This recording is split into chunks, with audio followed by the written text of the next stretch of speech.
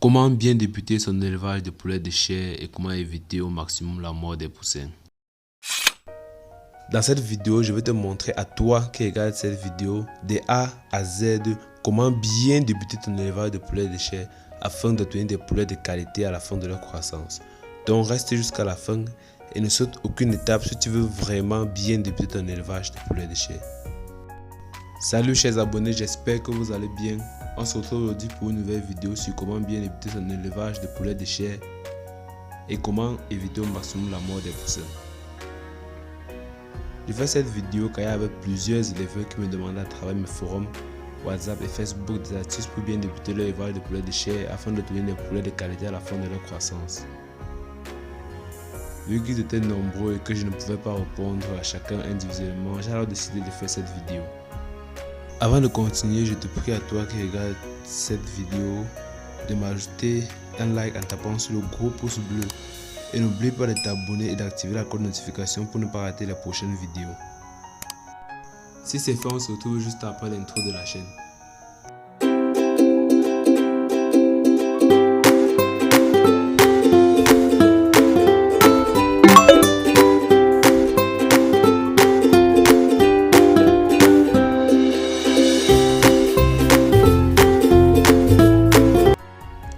Bon, passons au but du sujet.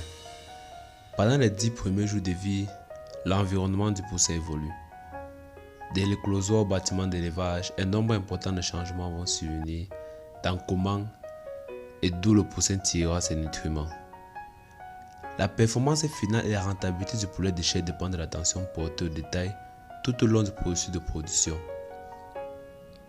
Ceci implique la bonne gestion des reproducteurs parentaux sains, de bonnes pratiques au niveau des éclosoires et une fourniture efficace des poussins, de qualité et d'uniformité satisfaisante. En revanche, une bonne gestion et un environnement approprié précoce permettront à la totalité du lot de réagir favorablement à une transition de l'éclosoire au bâtiment d'élevage et d'atteindre au 7e jour un poids corporel de référence 4 fois plus supérieur à celui d'un poussin d'un jour. Les analyses des données sur les poulets de chair confirment invariablement qu'un poids corporel à 7 jours, qui correspond à 4 fois le poids du poussin d'un jour et où un taux de mortalité réduit des poussins de 7 jours, génère de meilleures performances et une meilleure qualité de la viande de poulet de chair. Pour bien débuter son élevage de poulet de chair, il faut avoir un bon carnet de planification. Donc, passons maintenant à la planification. La planification comporte plusieurs éléments dont nous pouvons citer entre autres les dates prévues de livraison, l'heure de livraison, le nombre de poussins. Tous ces éléments doivent être établis avec le fournisseur bien avant l'arrivée des poussins. Ceci permet de mettre en place un espace de démarrage approprié pour installer les poussins aussi vite que possible dès le déchargement. Le nombre de poussins installés dépend de plusieurs choses aussi, dont nous pouvons citer entre autres la réglementation locale, les spécifications du produit fini et les dimensions du bâtiment et de la disponibilité des équipements. Dans la planification, nous pouvons insérer la vaccination, oui, car avant d'aller chercher vos poussins, vous devez d'abord vous assurer au préalable qu'ils sont vaccinés, car la vaccination des donneurs parentaux maximise l'effet protecteur des anticorps maternels chez les descendants et qui protège les poulets de chair contre les maladies qui compromettent la performance et le bien-être. Ces maladies sont nombreuses telles que la maladie de Gumboro, l'anémie infectieuse aviaire ou la réovirose. Connaître le programme de vaccination du lot donneur permet de comprendre l'état de santé initial du lot des poulets de chair. Bon, passons maintenant au transport. Dans le transport de vos poussins jusqu'au bâtiment d'élevage. Avant même de commencer à transporter, le couvreur le système de transport doit s'assurer de plusieurs choses. 1. Que les vaccins appropriés ont été administrés à l'ensemble des poussins, à la bonne posologie et selon le mode de l'administration requis. Cette opération est uniquement réalisée par du personnel correctement formé et utilisant le matériel adapté. Les poussins sont maintenus dans un espace sombre, dans un environnement correctement contrôlé pour leur permettre de se calmer avant le transport. Les poussins sont chargés sur des caisses de chargement à l'environnement contrôlé dans les véhicules adaptés à destination de l'élevage de poulets de chair. Les poussins arrivent à l'élevage sans retard pour leur permettre d'accéder à l'aliment et à l'eau dès que possible et après l'éclosion. Dans les régions sur climat chaud ou le défaut de véhicules à l'environnement contrôlé, le transport doit permettre aux poussins d'arriver au moment le plus frais de la journée. Que faire pendant le transport? Pendant le transport, la température ambiante doit être adaptée pour que la température rectale du poussin se situe entre 39,4 et 40,5 degrés Celsius. Notez que les ajustements de température permettant d'atteindre la température rectale requise des poussins différentes selon la conception des véhicules. L'humidité relative doit être de 50% minimum. Un minimum de 0,71 m3 d'air frais par minute pour 1000 poussins est nécessaire. Une ventilation plus importante peut s'avérer nécessaire si le camion n'est pas équipé d'air conditionné et que la ventilation soit le seul moyen pour rafraîchir les poussins. Passons maintenant à la partie la plus importante d'un élevage, de tout élevage, qui est la biosécurité.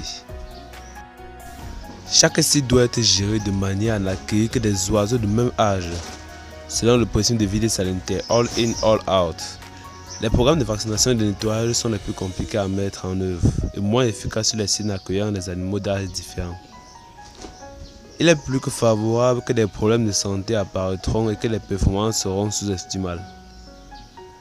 Les bâtiments, les abords des bâtiments ainsi que tous les équipements doivent être soigneusement nettoyés et désinfectés avant la mise de la zone de couchage et à l'arrivée des poussins. Par la suite, les systèmes de gestion doivent être mis en œuvre pour empêcher les agents pathogènes de pénétrer dans le bâtiment.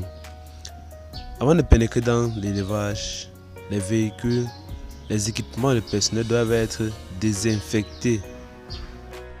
Petit bonus concernant la biosécurité, car la biosécurité est une partie vraiment délicate et il faut bien la réussir. Le bonus parle de quoi? En fait, le bonus c'est une liste de contrôle de toutes les procédures de nettoyage et de désinfection avant l'installation des poussins. Donc, je l'ai regroupé en deux colonnes, l'espace et l'action. Dans les espaces, nous avons quoi? Ce qu'il faut faire dans l'espace intérieur contenant les oiseaux, les abords extérieurs de l'élevage, le bureau de service ou le bâtiment de l'élevage, le programme de lutte contre les rongeurs, les équipements, les vêtements de protection et même l'hygiène dans l'élevage. Donc, j'ai tout détaillé. Vous pouvez juste lire. Donc, tout est détaillé dans le tableau. Avec ça, vous allez réussir au mieux votre biosécurité. Passons maintenant à la dernière partie de notre vidéo qui est la préparation et la configuration du bâtiment d'élevage. Les poussins ne peuvent pas réguler leur température corporelle avant l'âge de 12 à 14 jours environ. Cette température corporelle optimale est atteinte grâce au maintien d'une température optimale de l'environnement. La température du sol et de la litière au moment de la mise en place des poussins est aussi importante que la température de l'air. Il est donc essentiel de préchauffer le bâtiment. Les bâtiments doivent être chauffés pendant 24 heures au moins avant l'arrivée des poussins. La température et l'humidité relative doivent être stabilisées aux valeurs préconisées pour assurer un environnement confortable aux poussins dès leur arrivée. Il peut être nécessaire de préchauffer les bâtiments pendant plus de 24 heures avant l'arrivée des poussins pour permettre à la structure interne du bâtiment d'être chauffée efficacement. La période requise pour ce préchauffage dépendra de la durée entre les deux mises en place de l'eau et de l'emplacement géographique. Par exemple, les élevages où la température tombe en dessous de 0 pendant les mois d'hiver peuvent nécessiter une période de préchauffage plus longue. Recommandations maintenant environnementales lors de l'installation. Les recommandations environnementales sont surtout constituées des températures. Les températures à chaque point du bâtiment.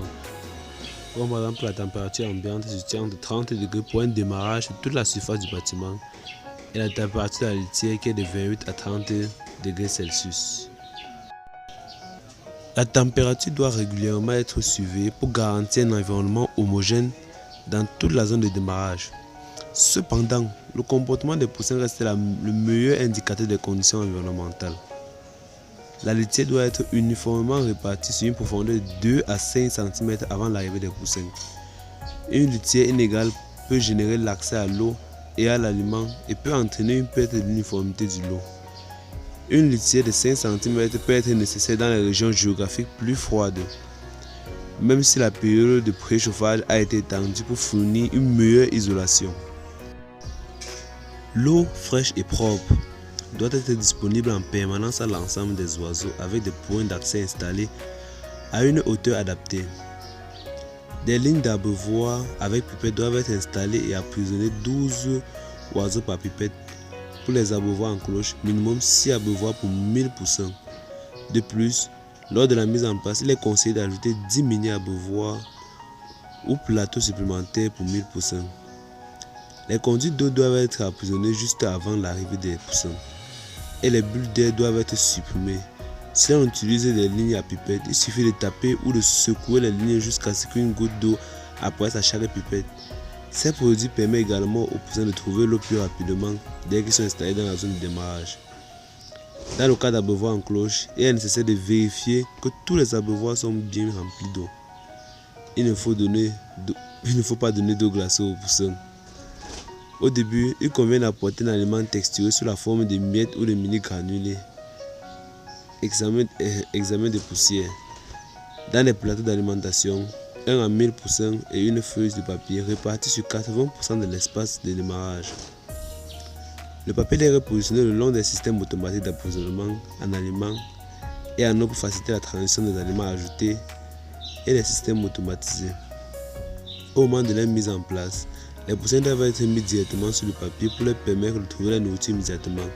Si le papier ne se désintègre pas naturellement, il doit être progressivement retiré du bâtiment à partir du 3e jour. Chers abonnés, c'est la fin de cette vidéo. On se retrouve la prochaine fois pour une nouvelle vidéo sur la mise en place des poussins. J'espère à toi qui regarde cette vidéo que tu m'as ajouté un gros pouce bleu, que tu t'es déjà abonné si tu ne l'avais pas encore fait, et si possible de commenter et de partager. Merci beaucoup. Sur ce, à la prochaine.